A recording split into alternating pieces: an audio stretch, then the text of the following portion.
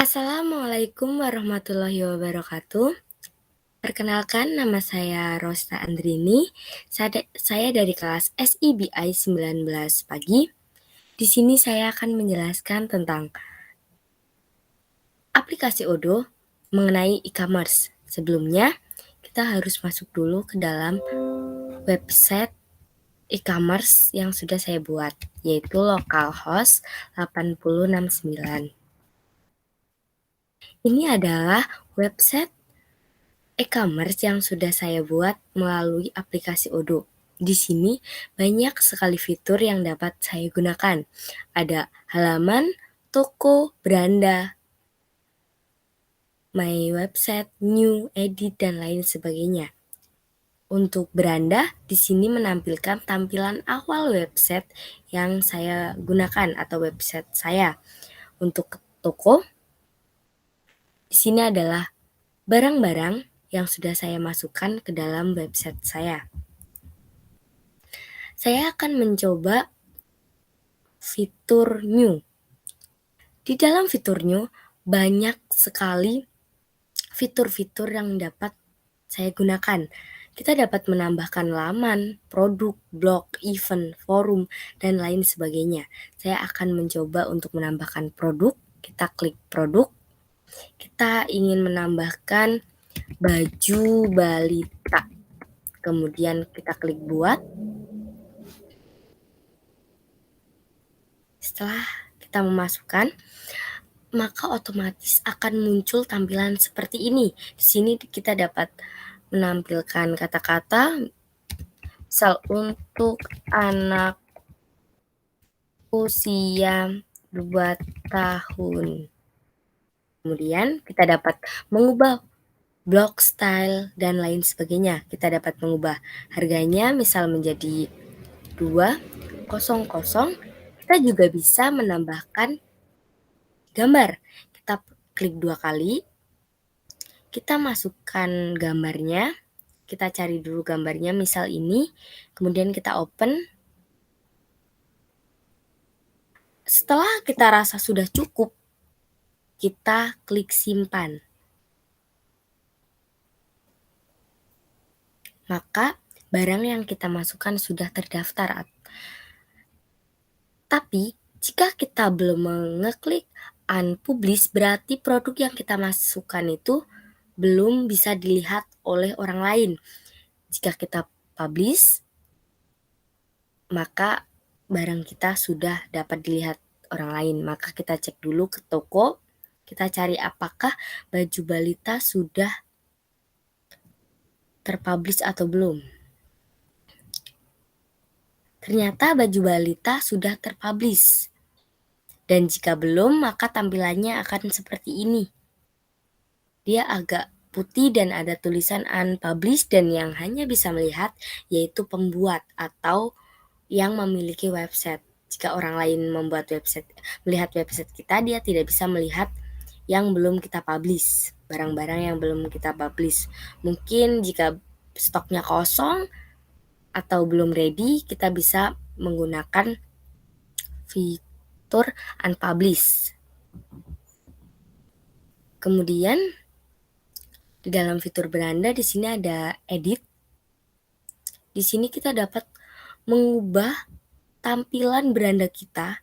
Kita dapat mengubah kata-katanya, bajunya, teks, dan lain sebagainya di sini. Jika sudah, kita klik simpan.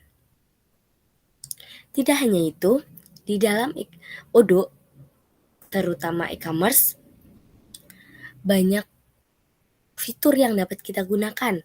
Ada diskusi, penagihan, situs web, aplikasi, pengaturan. Untuk diskusi di sini, kita dapat menggunakan fitur diskusi untuk kita melakukan meeting, atau kita dapat melakukan meeting bersama klien atau pembeli atau yang lain sebagainya. Kita juga bisa melihat apakah ada kotak pesan yang masuk untuk kita. Kita juga bisa mengirim pesan untuk orang lain. Jika kita ingin melakukan meeting, kita hanya perlu mengklik start a meeting.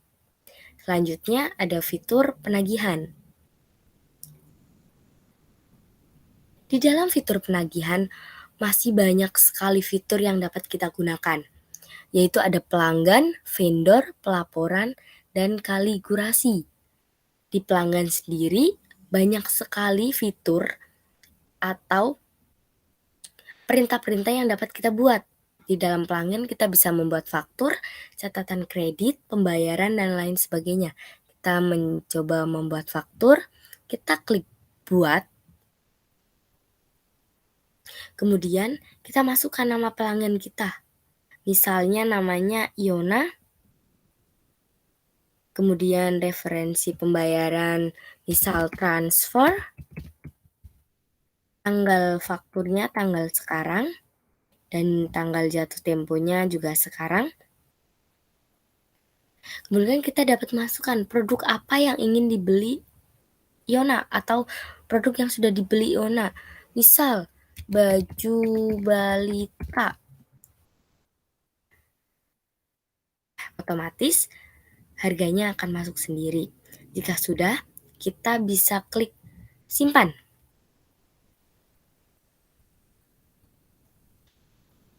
Jika ada perubahan, kita dapat melakukan sunting, dan jika kita ingin langsung mencetak, kita klik cetak. Jika tidak, kita konfirmasi.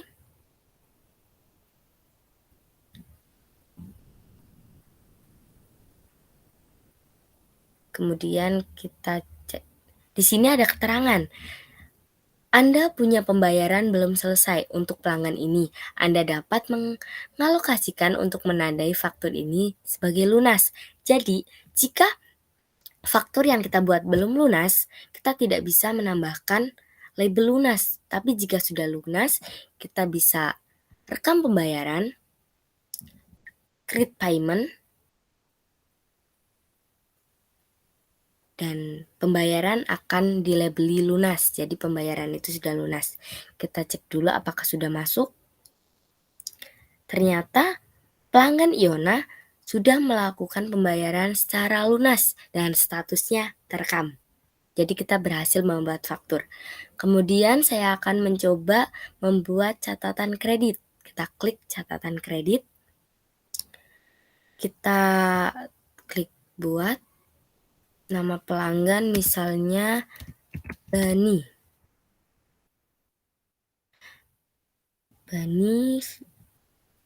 Kemudian referensi pembayaran COD, tanggal fakturnya sekarang, temponya sekarang. Dia membeli produk misal Starbucks, membeli produk aluminium hitam. Nah, jika sudah, kita klik simpan. Jika ingin mencetak, kita langsung klik cetak. Jika tidak, kita konfirmasi. Ya, di sini kita bisa melabeli dia sudah bayar. Kita hanya perlu klik rekam pembayaran. Jika dia belum membayar, kita hanya perlu cek. Hari ini pelanggan Bani belum lunas dan statusnya sudah terekam. Selanjutnya, kita membuat pembayaran. Kita klik buat. Misal pelanggannya nanti. Jumlahnya, demonya bayar tepat waktu. Kemudian kita simpan.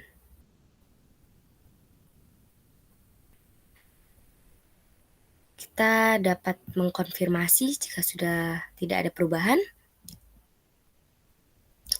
Di sini, untuk pelanggan anti kita sudah membuat faktur pembayaran. Kita bisa langsung cetak atau kita menyunting jika ada perubahan. Jika tidak, kita cek apakah anti sudah masuk. Pelanggan anti dengan jumlah 12.00 statusnya sudah terekam, berarti sudah berhasil. Selanjutnya, masuk ke dalam pelanggan. Nah, di sini kita dapat menambahkan nama-nama pelanggan kita. Saya akan membuat nama pelanggan. Di sini ada pemilihan. Pelanggan kita itu individu atau perusahaan. Jika individu, kita klik individu, dan jika perusahaan, kita pilih perusahaan. Misal perusahaan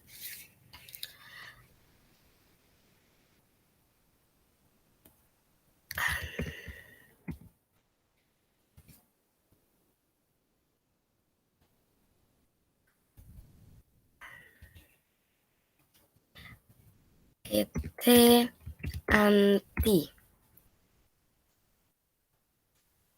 Anti, nama jalan,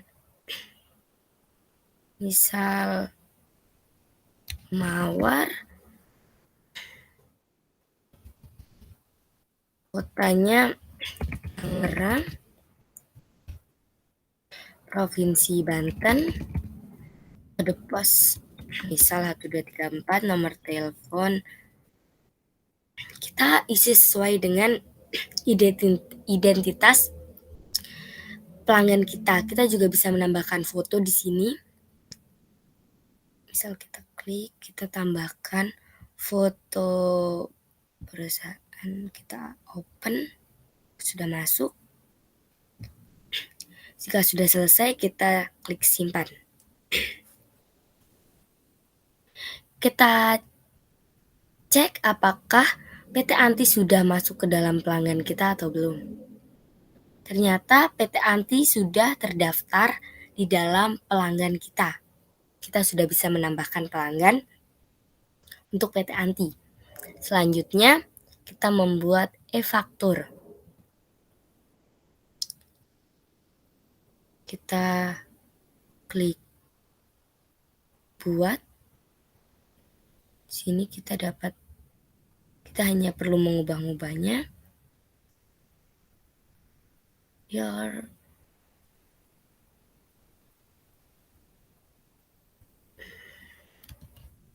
Sudah simpan. Otomatis akan tersimpan e-fakturnya. Kemudian kita mencoba fitur vendor. Di sini ada tagihan, refund, pembayaran, produk, dan vendor. Kita membuat tagihan, kita cek tagihan, kita klik buat. Pemasok, misal pemasok kita itu PT ID Company dengan referensi pembayaran transfer, tanggal tagihan tanggal 18, jatuh temponya tanggal 25, dan kita dapat memasukkan barang-barang apa yang sudah dibeli. Misal kita melakukan pemesanan untuk custom putih,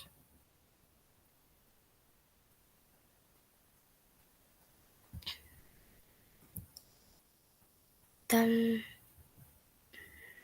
jika sudah, kita klik simpan.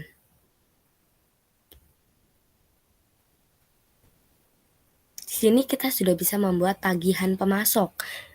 Jika kita ingin mencetak, kita klik cetak. Jika tidak, kita konfirmasi. Nah, maka tagihan pemasok sudah jadi. Dan jika dia sudah membayar, kita hanya perlu mengklik rekam pembayaran. Jika belum, kita tidak perlu merekam pembayaran agar belum ada stempel lunas. Misal, sana sudah membayar, jadi kita klik rekam pembayaran. Kita create payment, maka pembayaran lunas. Kita cek. tagihan untuk pemasok ID company, pembayarannya sudah terekam. Kemudian kita mencoba untuk fitur refund. Kita klik buat. Pemasoknya Rahmat. Referensi pembayarannya misal DP, tanggalnya sekarang, jatuh temponya tanggal 24, dan barang-barang yang ingin kita refund kita masukkan saja di sini.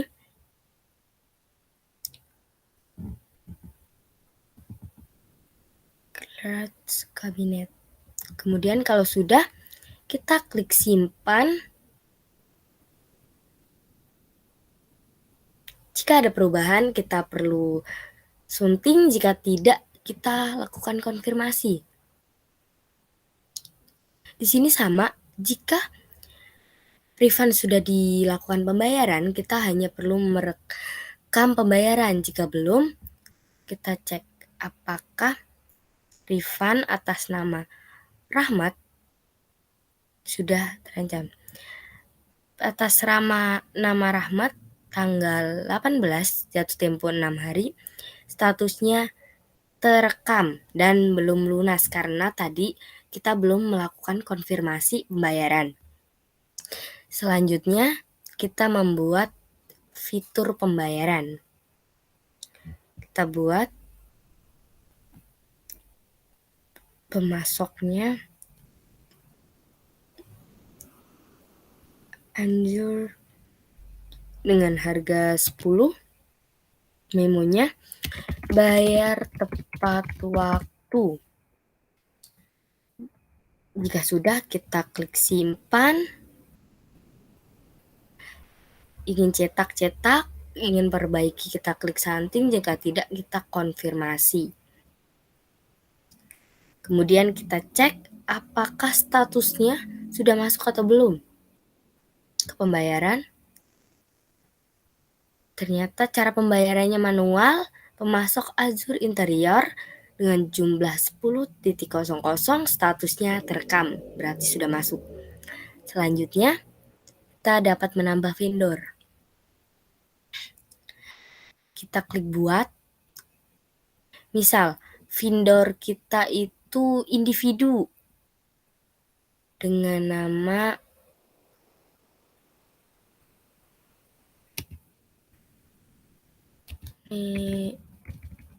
Nevan. Nama jalan isi sesuai dengan individunya. Garuda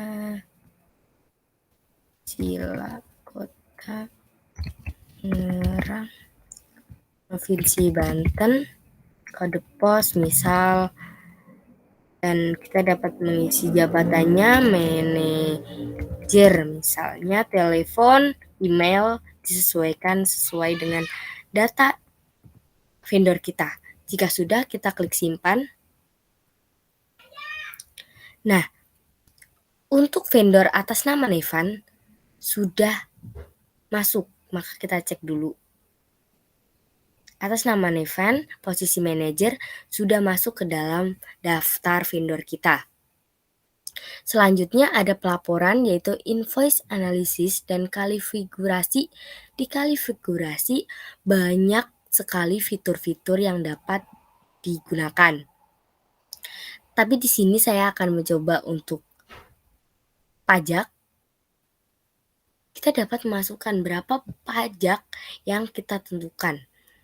Untuk penjual dan pembelian, kita klik buat.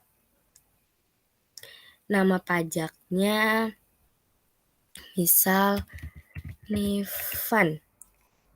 Persentase harga. Kemudian kita memilih tipenya, dia penjual atau pembelian. Jika pembelian, kita klik pembelian. Lingkupnya service, jumlahnya misal 5. Sudah, kita klik simpan. Jika ada perubahan, kita santing, dan jika tidak, kita cek apakah Nevan sudah masuk ke dalam daftar pajak kita. Pembelian atas nama Nevan, lingkup pajaknya servis 5%, sudah masuk ke dalam perusahaan kita. Itu pun fitur-fitur yang dapat kita gunakan dalam aplikasi Odoo, terutama untuk e-commerce.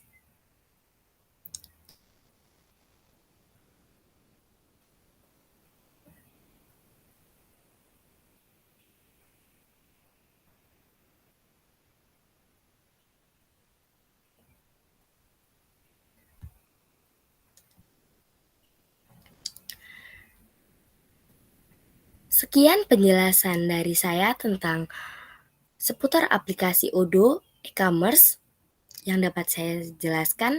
Apabila banyak kesalahan, saya mohon maaf.